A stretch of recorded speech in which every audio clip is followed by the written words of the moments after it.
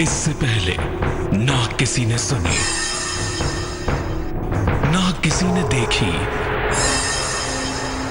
इतनी सटीक भविष्यवाणी। चाल चक्र।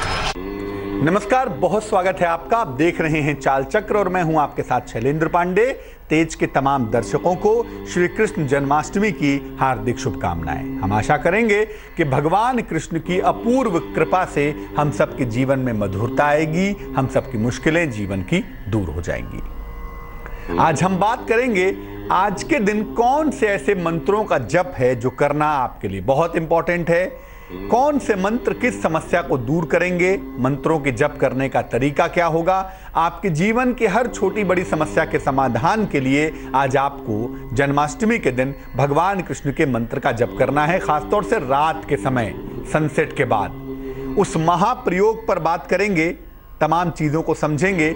चाल चक्र में क्या खास है वो भी जान लेते हैं।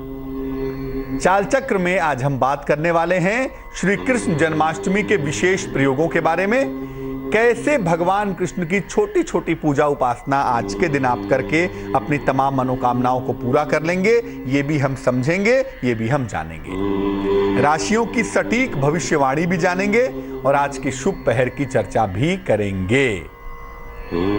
तो श्री कृष्ण जन्माष्टमी के आज सुंदर पर्व पर बात भगवान कृष्ण की होगी, लेकिन सबसे पहले बात होगी आज के पंचांग में।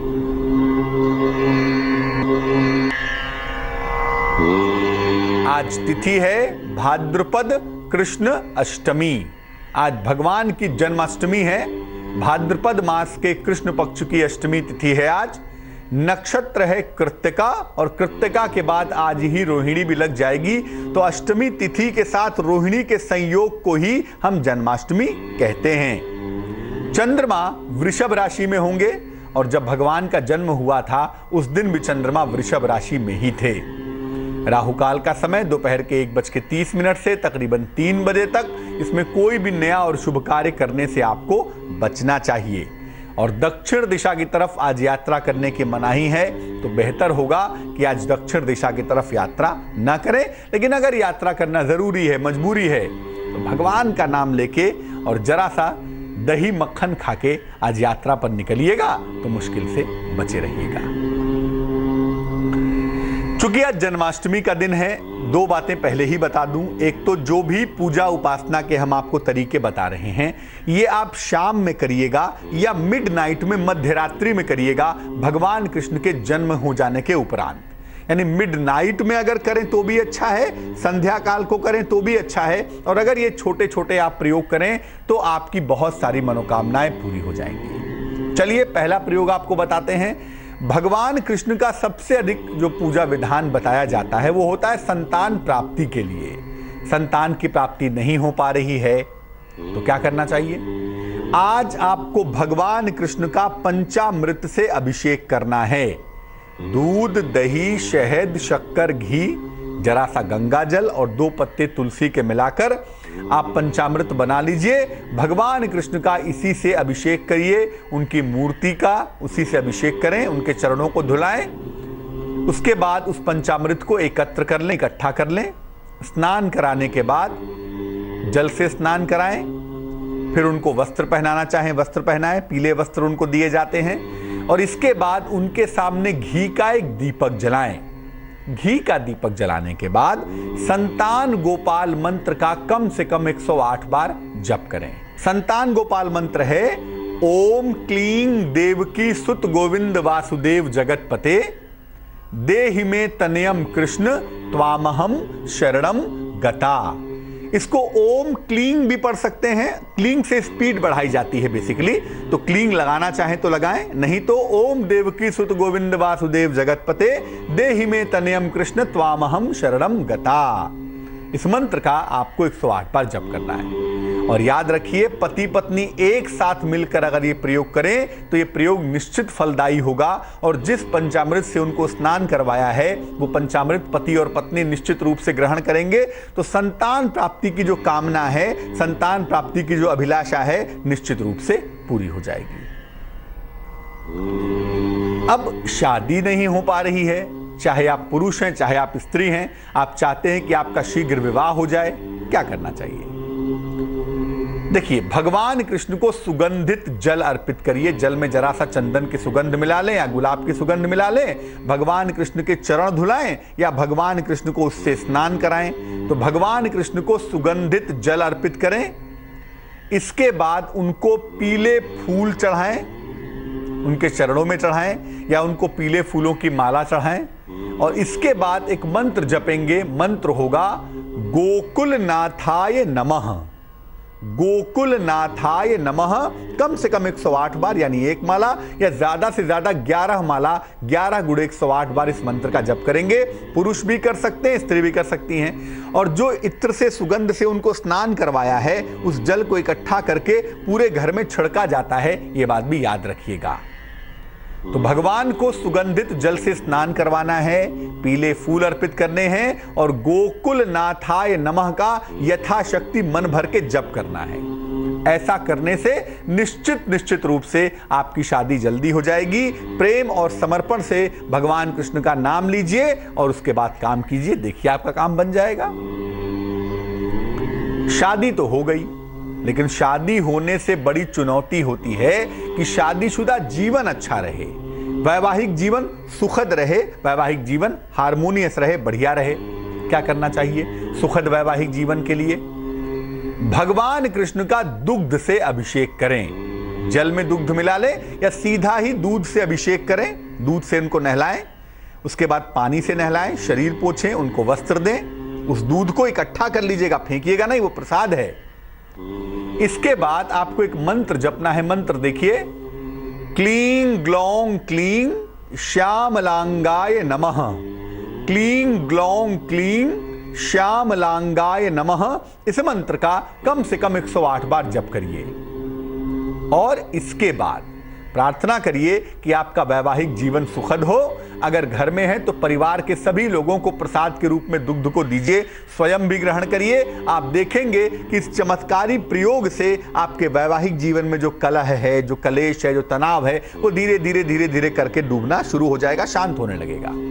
वैसे तो प्रयोग आप कभी भी कर सकते हैं, लेकिन आज जन्माष्टमी है ना, तो आज रात के समय भगवान कृष्ण के जन्म हो जाने के बाद 11:30-12 बजे के बाद अगर ये प्रयोग किया जाए तो बड़ा ही सुंदर होगा, बड़ा ही अच्छा होगा। निश्चित रूप से आपकी मुश्किलें दूर हो जाएंगी।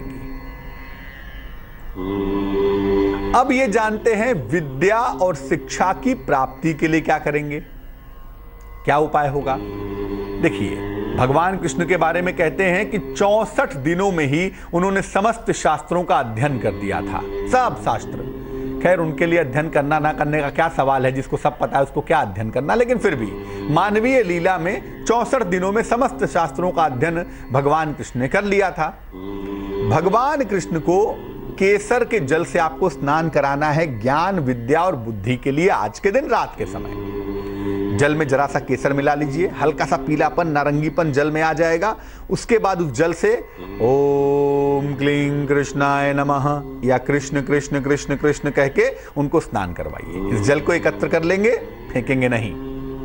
इसके बाद शरीर पोंछिए, वस्त्र पहनाइए और पीली वस्तु का भोग लगाइए। पीली मिठाई हो, पीले पेड़े हो, कुछ नहीं मिलता तो पीले रंग की बर्फी खरीद लाइएगा या पीले रंग की बूंदी चढ़ा दीजिएगा, वो भी काम चल जाएगा।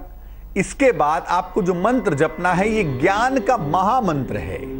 ये ज्ञान का, विज्ञान का, कला का बहुत ताकतवर मंत्र है। मंत्र क्या है? ओम कृष्ण कृष्ण महाकृष्ण सर्वज्ञत्वम प्रसीद में।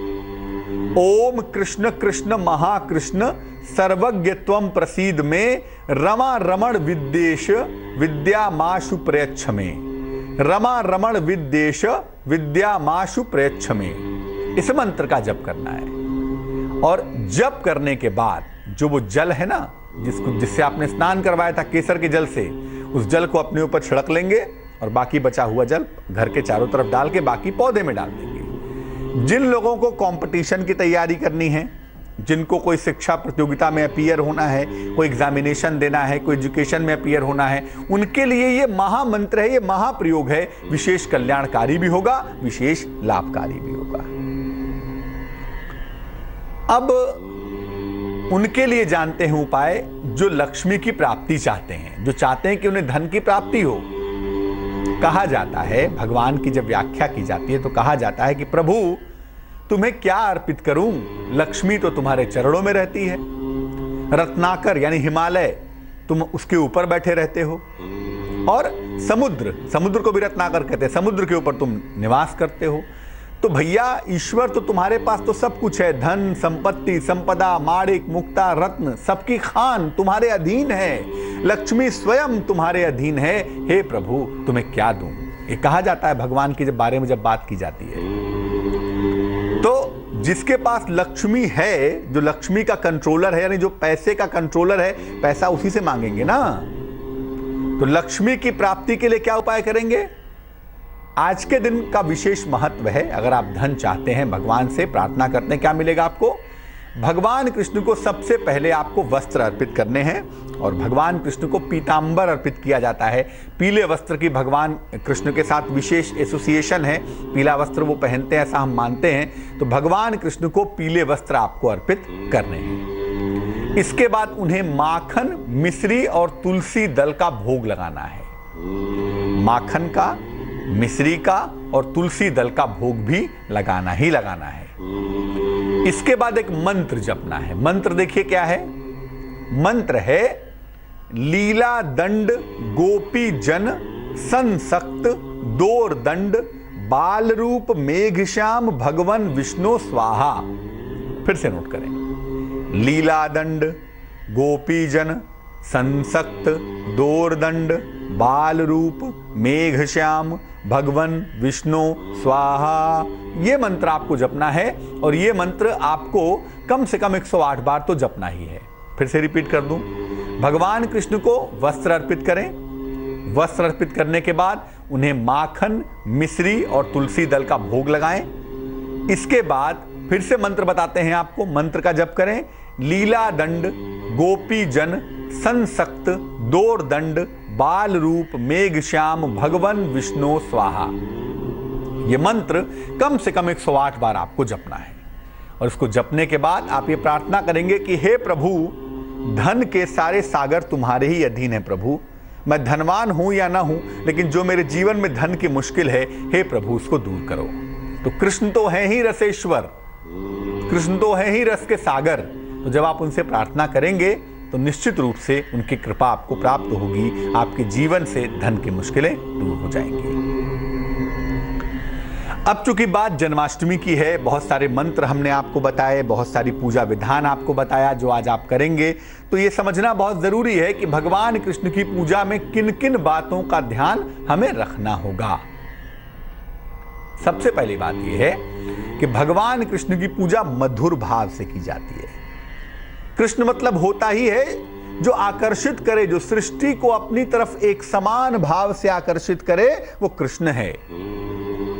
तो भगवान कृष्ण सबको, पूरी सृष्टि को अपनी तरफ आकर्षित कर रहे हैं, इसलिए भगवान कृष्ण की पूजा मधुर भाव से की जाएगी, प्रेम भाव से की जाएगी, तभी आपको इसके परिणाम बेहतर मिल पाएंगे। तो भगवान कृष्ण की पूजा मधुर भाव से करना सबसे ज्यादा अच्छा होगा, सबसे ज्यादा बेहतर होगा। मंत्र जप करने के लिए तुलसी या चंदन की माला प्रयोग करेंगे। बहुत सारे मंत्र हमने आपको बताए हैं, कोई भी मंत्र आपको जप करना है आज के दिन तो तुलसी की माला से या चंदन की माला से ही मंत्रों का जप आपको करना है। और मंत्र जब भी कर लेंगे तो शरीर में एक वाइब्रेशन पैदा होता है, एक स्पंदन पैदा होता है, एक सकारात्मक तरंग पैदा होती है। इसीलिए मंत्र जप करने के तुरंत बाद जल का स्पर्श नहीं कर लेंगे, जल नहीं छू लेंगे, वरना सारी ऊर्जा जल के अंदर चली जाएगी। और मंत्र जप के साथ सात्विकता बनाए रखेंगे, यानी कोशिश करें कि आज दिन भर जलाहार फलाहार करें, और अगर आपने भोजन किया है तो आज प्याज लहसुन आदि का सेवन नहीं करेंगे। आज जितने सात्विक भाव से, जितने प्रेम भाव से, जितने मधुर भाव से कान्हा से प्रार्थना करेंगे, उतने ही मधुर और प्रेम भाव से श्री कृष्ण, योगेश्वर कृष्ण, गुरु कृष्ण आपकी कामना पूरी करेंगे। तो भगवान कृष्ण की पूजा बेहद महत्वपूर्ण है, बेहद इंपॉर्टेंट है। और चूंकि आज जन्माष्टमी है तो आज रात के समय का हम पूरा इस्तेमाल करेंगे, पूरा प्रयोग करेंगे और भगवान कृष्ण की पूजा उपासना करके अपनी तमाम मनोकामनाओं को पूरा कर लेंगे। एक बात और, आज के दिन अगर आप मान लिया आपसे कोई गलती हो गई है, कोई पाप हो गया है, जाने अनजाने हमसे गलती हो जाती है, पाप हो जाता है, मानव हैं हम, या जीवन में कोई ऐसी समस्या है जिसका कोई कारण और निवारण समझ में नहीं आ रहा, कोई अज्ञात बाधा जैसा सवाल पैदा हो रहा है, तो आज मध्य रात्रि में भगवान कृष्ण के जन्म ले लेने के बाद से आपको भगवत गीता का पाठ करना है। भगवत गीता का पाठ कर लीजिएगा। भगवत गीता में भी जो 11वां अध्याय है, जिसमें भगवान ने अपने विराट विश्वरूप की व्याख्या की है कि मैं कौन हूं, हु एम आई। उन्होंने कहा है ना, कुल मिला जुला के एक ही बात कही है, एको हम द्वितीयो नास्ति, सिर्फ मैं ही हूं, दूसरा कोई है नहीं। तो उसको तमाम श्लोकों में, तमाम चीजों में बताया गया है भगवत गीता के 11वें अध्याय में। तो भगवत गीता का अगर आप पाठ कर लेते हैं आज मध्यरात्रि के समय भगवान कृष्ण का ध्यान करके, तो जीवन में जाने अनजाने अगर कोई गलती हो गई है, जाने अनजाने अगर कोई पाप हो गया है, कोई मुश्किल हो गई है, या ज्ञात अज्ञात बाधाएं आपको परेशान कर रही हैं, तो निश्चित रूप से आज मध्यरात्रि में गीता के पाठ से वो मुश्किल दूर हो जाएगी। और आज गीता का पाठ करना जितना अच्छा होता है, पापों का नाश होता है, उससे पुण्य का उदय होता है, गलतियों की क्षमा याचना होती है, उतना ही फायदा तब होता है जब आप आज भगवान का नाम लेकर गीता का दान करते हैं और भगवान का स्मरण करते हैं। तो मुख्य बात यही है कि भगवान कृष्ण की जन्माष्टमी है आज के दिन को हम व्यर्थ नहीं करेंगे। हमने आपको कल के कार्यक्रम में बताया था कि जन्माष्टमी का पूजा विधान क्या होता है, सिस्टम क्या होता है। आप पूजा उपासना खूब करिएगा, लेकिन आज उनके मंत्रों का जप भी करिएगा, आज उनकी पूजा भी करिएगा, और खास तौर से आज मध्य रात्रि के समय अगर आप उनकी प्रार्थना करें तो आपकी प्रार्थना स्वीकृत होगी। एक दर्शक हैं दिल्ली से परमजीत, उनसे बात करते हैं। परमजीत जी बताइए। नमस्कार पंडित जी। जी नमस्कार। चाहती हूँ किसके बारे में? उसका बेटे के बारे में। उसकी डेट ऑफ बर्थ है 4 जून 2003। 4 जून 2003। समय बताइए। शाम के 6:18। और कहाँ पे जन्म हुआ है? दिल्ली में। क्या मुश्किल है? जी वो बिल्कुल पढ़ाई नहीं करता, बहुत शरारती है, और वो अकेला है। तो लेकिन एक्चुअली हमारी मदर इन लॉ भी उसे एक्सेप्ट नहीं करती हैं कि वो हमारा बेटा है या नहीं। मैं चाहती हूँ, वो चाहती है कि हमें दूसरा बच्चा करना चाहिए। मैं चाहती हूँ, मैं पूछना चाहती हूँ एक तो उसकी आयु के बारे में और उसका फ्यूचर कैसा रहेगा। वो बहुत ज़्यादा एकदम नेगेटिव है। कुंडली वृश्चिक लग्न की बनती है आपके बच्चे की, और इसकी जो राशि बनती है वो कर्क बनती है। 9वें स्थान में चंद्रमा बृहस्पति दोनों बैठे हुए हैं, और 8वें स्थान में शनि बैठा हुआ है। अब शनि चंद्रमा निकट होंगे तो थोड़ी मुश्किलें होना बहुत स्वाभाविक होता है, और ये बात यहाँ पर दिख रही है। बच्चा थोड़ा चंचल ज़्यादा है, लेकिन बृहस्पति पंचम का स्वामी है, पंचम से पंचम बैठा है, काफ़ी मजबूत भी है, तो भविष्य अच्छा है, पढ़ाई लिखाई भी ठीक करेगा। लेकिन इसके जीवन में जो आप बेटरमेंट देख पाएंगी वो अगले साल के फरवरी के बाद देख पाएंगी। फरवरी 2017 के बाद जीवन इनका बेहतर होता हुआ दिखाई देता है। इसमें कहीं कोई चिंता करने का प्रश्न पैदा नहीं होता। या तो ये बच्चा मेडिकल फील्ड में जाएगा, जिसकी संभावना बहुत ज़्यादा है, और दूसरी संभावना ये है कि अगर मेडिकल में नहीं जाता तो खाने पीने से संबंधित किसी क्षेत्र की कोई पढ़ाई ये करने वाला है। भविष्य अच्छा है, चिंता करने की आवश्यकता नहीं है। लेकिन अभी से 2 उपाय तो हम करवाएंगे ही। एक तो इस बच्चे को नियमित रूप से सप्ताह में एक दिन, शनिवार या रविवार को जब भी आपको समय लगे, आप उस दिन जरूर ले जाइए इसको मंदिर में, किसी धर्म स्थान पर, उसका इसको फायदा होगा। और दूसरा काम ये करिए कि इसके गले में एक नारंगी रंग का धागा बांध दीजिए, गले में लटका दीजिए, और इसको हर महीने में बदलते रहिए। अगर ऐसा किया जाए तो मुझे लगता है चंचलता थोड़ी कम होगी, बदमाशियां कम होंगी, एकाग्रता ज़्यादा होगी, मुश्किलें थोड़ी आसान हो जाएंगी, हल हो जाएंगी। वक्त तो चला है एक छोटे से ब्रेक का। ब्रेक के बाद आएंगे तो किन विषयों पर बात करेंगे, क्या करेंगे? ब्रेक के बाद आएंगे तो बात करेंगे आज आपका दिन कैसा जाने की संभावना बनती है, कैसे आप अपने दिन को बेहतर बनाएंगे, आज का शुभ पहर क्या होगा और शुभ पहर का खास उपाय क्या होगा। साथ ही साथ एक बार फिर से बताएंगे, ना किसी ने देखी इतनी सटीक भविष्यवाणी, चाल चक्र। स्वागत है आपका ब्रेक के बाद। आप देख रहे हैं चाल चक्र। ब्रेक पर जाने के पहले हमने आपको बताया कि आज के परम पावन दिन, आज जन्माष्टमी के परम पवित्र अवसर पर भगवान कृष्ण की कृपा पाने के लिए, अपनी अलग अलग कामनाओं को पूरा करने के लिए कौन से छोटे छोटे सरल उपाय हम करेंगे जिससे हमारी मुश्किलें दूर हो जाएं। अब हम चाल चक्र में क्या बात करने वाले हैं, चलिए आपको बताते हैं। चाल चक्र में आगे हम बात करने वाले हैं आज आपके राशियों की सटीक भविष्यवाणी क्या होगी, आज आप अपने दिन को बेहतर कैसे बनाएंगे, आज का शुभ पहर क्या होगा और शुभ पहर का खास उपाय क्या होगा, ये तमाम बातें आपको बताएंगे। एक बार फिर से आपको बताएंगे कि भगवान कृष्ण की जब आप पूजा आज करेंगे, उनके मंत्रों का जप करेंगे तो नियम क्या होंगे, सावधानियां क्या होंगी। तो चलिए इस महत्वपूर्ण बात को भी बताएंगे, लेकिन पहले जान लीजिए अपने दिन भर के राशियों का हाल कैसा रहने वाला है। मेष राशि, नई संपत्ति खरीद सकते हैं, यह संभावना दिखाई दे रही है और जीवन साथी का स्वास्थ्य आज सुधरता हुआ भी दिख रहा है। आपको आर्थिक फायदा भी होता हुआ दिखाई दे रहा है। आर्थिक लाभ के मजबूत संकेत आज बने हुए हैं। शुभ रंग आज नीला है आपके पास और भाग्य है तकरीबन 75%। वृष राशि, किसी प्रियजन से आपकी भेंट होने वाली है। स्वास्थ्य आपका पहले की तुलना में इंप्रूव्ड है, बेहतर है। धन का लाभ भी हो रहा है आपको। शुभ रंग जिसका प्रयोग करेंगे वो होगा पीला और भाग्य होगा तकरीबन 85%। मिथुन राशि, पारिवारिक विवादों से आपको बचना है, दूर रहना है। काफी व्यस्तता भी दिखाई दे रही है। पीली सरसों खाकर अगर आप घर से निकलें तो आज के दिन की मुश्किलें बहुत हद तक आप कम कर पाएंगे। शुभ रंग धानी और भाग्य होगा 60%। कर्क राशि, कैंसर, सेहत आपकी लगातार अच्छी बनी हुई है। कारोबार में आपको फायदा होता हुआ भी दिख रहा है। नौकरी में बड़ा परिवर्तन दिख रहा है, जिस दिशा में आप कोशिश आज के दिन कर सकते हैं। शुभ रंग लाल और भाग्य होगा 76%।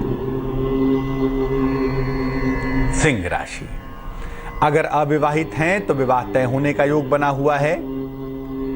आर्थिक मजबूती आती हुई भी दिखाई दे रही है।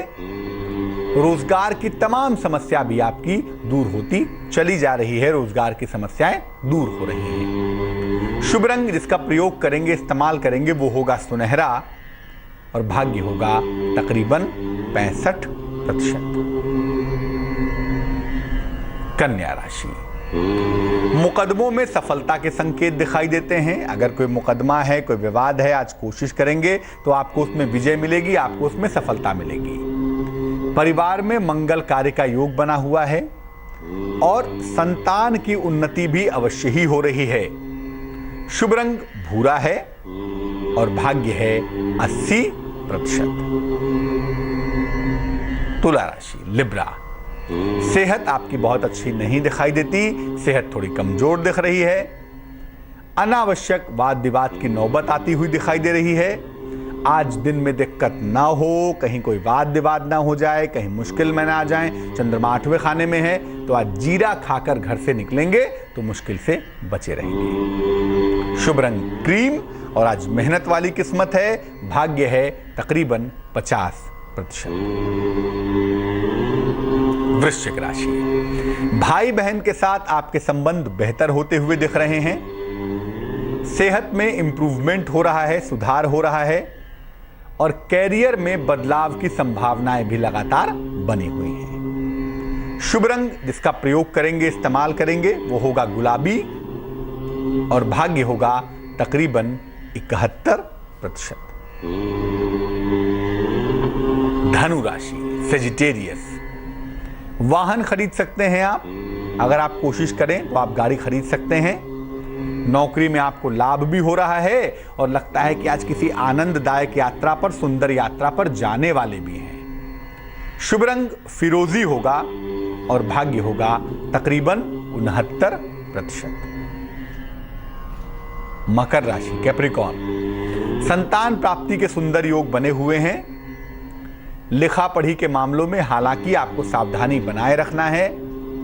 धन खर्च पर भी नियंत्रण रखें तो बेहतर होगा। शुभ रंग नीला है और भाग्य है तकरीबन 78%। कुंभ राशि, शिक्षा प्रतियोगिता में सफलता मिलती हुई दिखाई देती है।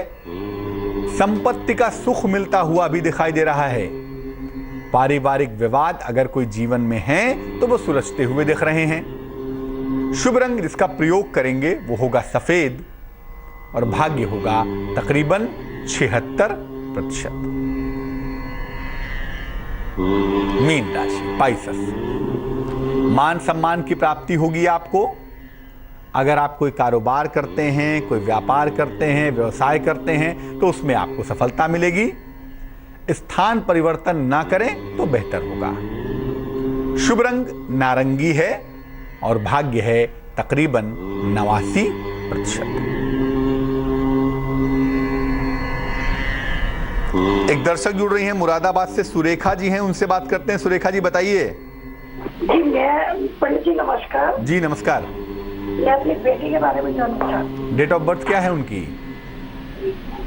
87 12 जुलाई 87। 12 जुलाई 87। समय बताइए। 7:40। समय क्या है? 7:40 सुबह या शाम? सुबह। कहाँ पर जन्म हुआ है? सहारनपुर। पूछिए क्या प्रश्न है? ये वैवाहिक जीवन में थोड़ा सा मतलब तालमेल की बहुत कमी है पति पत्नी में। तो ऐसा वो उपाय मिलता है जो ये दोनों खुश रह सके।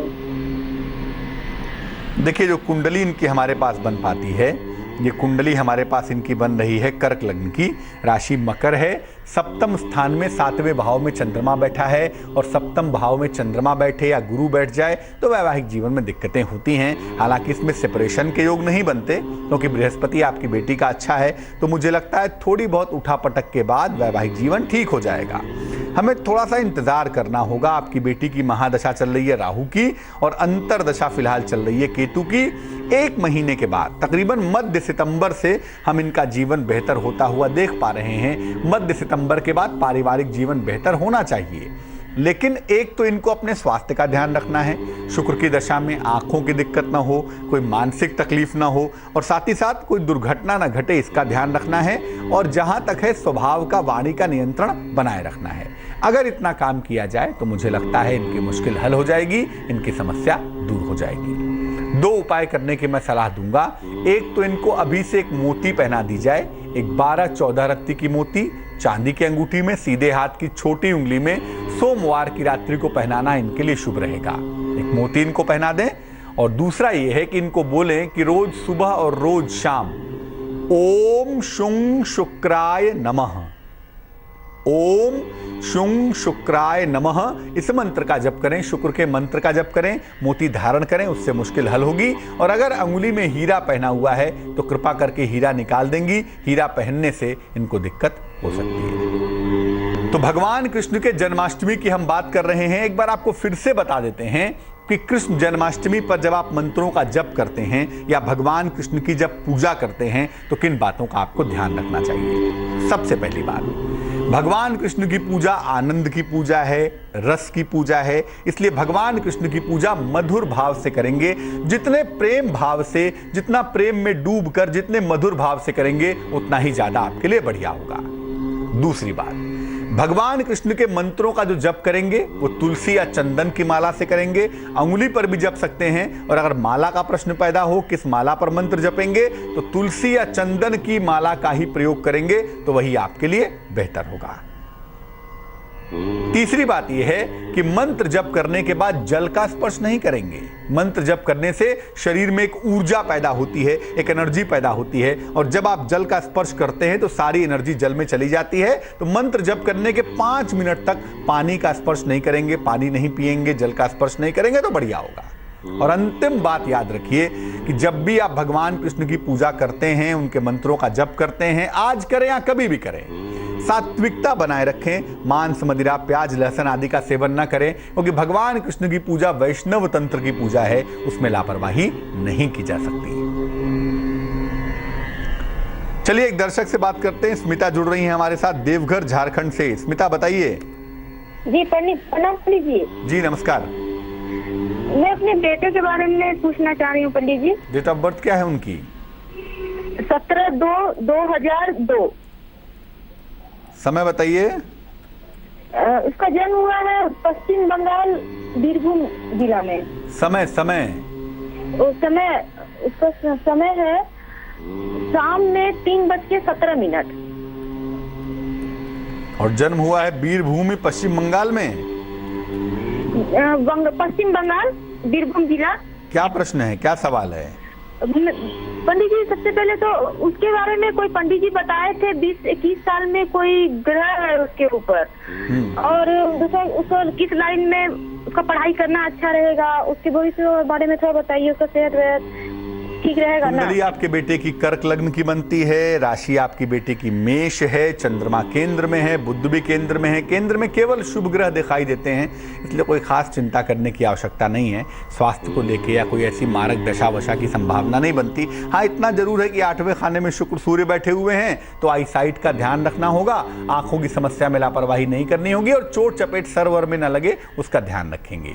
दूसरा, अमूमन ऐसे बच्चे कला के क्षेत्र में, चिकित्सा के क्षेत्र में, संगीत में, मीडिया में या ग्लैमर फील्ड में जाते हैं, उन्हीं क्षेत्रों में ले जाने की हम कोशिश करेंगे। तीसरी और सबसे महत्वपूर्ण बात यह है कि इस बच्चे की सुरक्षा बनी रहे, इसको चोट वोट ना लगे, सुरक्षित रहे, करियर में अच्छा कर सके। इसके लिए एक देसी मूंगा, इंडियन कोरल, तकरीबन 6-7 रत्ती का देसी मूंगा कॉपर के लॉकेट में लाल धागे में मंगलवार को गले में पहना देंगे। उससे बच्चा सुरक्षित रहेगा, दुर्घटनाओं से बचा रहेगा, कॉन्फिडेंस लेवल अच्छा रहेगा, तरक्की भी खूब करेगा। तो जन्माष्टमी के बारे में हमने आपको सारी छोटी बड़ी जानकारियां दी। आपको फिर से बता दूं कि आज मध्य रात्रि में भगवान कृष्ण की पूजा जरूर करिएगा अपने घर में, और जिस तरह की आपकी आवश्यकता है उस तरह के मंत्रों का जप करिए। कोई मंत्र नहीं याद आता तो आज मिडनाइट में नहाकर भगवान कृष्ण की पूजा करें, और कृष्ण कृष्ण कृष्ण कृष्ण कृष्ण इस शब्द का भी अगर आप जप करेंगे तो आपकी मुश्किलें हल हो जाएंगी। जान लेते हैं अब क्या है आज का शुभ पहर।